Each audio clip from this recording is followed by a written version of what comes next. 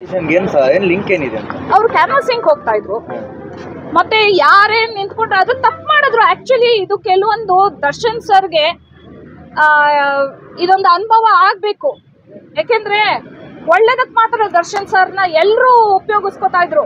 Canvassing ಅಂತೆ, politician ಇದಕ್ಕೆ ಯಾವುದೋ ಪ್ರಮೋಷನ್ಗಂತೆ, ಫಿಲಂ ಪ್ರಮೋಷನ್ಗಂತೆ, ಇನ್ನೆಲ್ಲದಕ್ಕೂ ಉಪಯೋಗಿಸ್ತಿದ್ರು. ಈಗ ಅವ್ರ ಕಷ್ಟದಲ್ಲಿದ್ದಾರೆ. ನಿಜವಾಗ್ಲೂ ಮನ್ಸ್ ಮಾಡಿದ್ರೆ ಫಿಲಂ ಚೇಂಬರ್ ಅವರು ಈ ಪ್ರೊಟೆಸ್ಟ್ ಮಾಡ್ಬೇಕಾಗಿತ್ತು, ಅಡ್ವೊಕೇಟ್ ಜಗದೀಶ್ ಅವರಲ್ಲ. ಅವ್ರ ಮನ್ಸ್ ಮಾಡಿದ್ರೆ ಫಿಲಂ ಚೇಂಬರ್ ಅವರು ಅವ್ರ ಪ್ರೊಟೆಸ್ಟ್ ಮಾಡ್ಬೇಕಿತ್ತು, ಇದು ಅವ್ರ ಅರೇಂಜ್ಮೆಂಟ್ಸ್ ಮಾಡ್ಬೇಕಿತ್ತು ಇದು. ಬಟ್ ಎಲ್ರು ಏನಂದ್ರೆ ನಮಗೂ ಅದಕ್ಕೂ ಸಂಬಂಧ ಇಲ್ಲ ಅನ್ನಂಗೆ ಅವ್ರು ಬಿಹೇವ್ ಮಾಡ್ತಿದ್ದಾರೆ.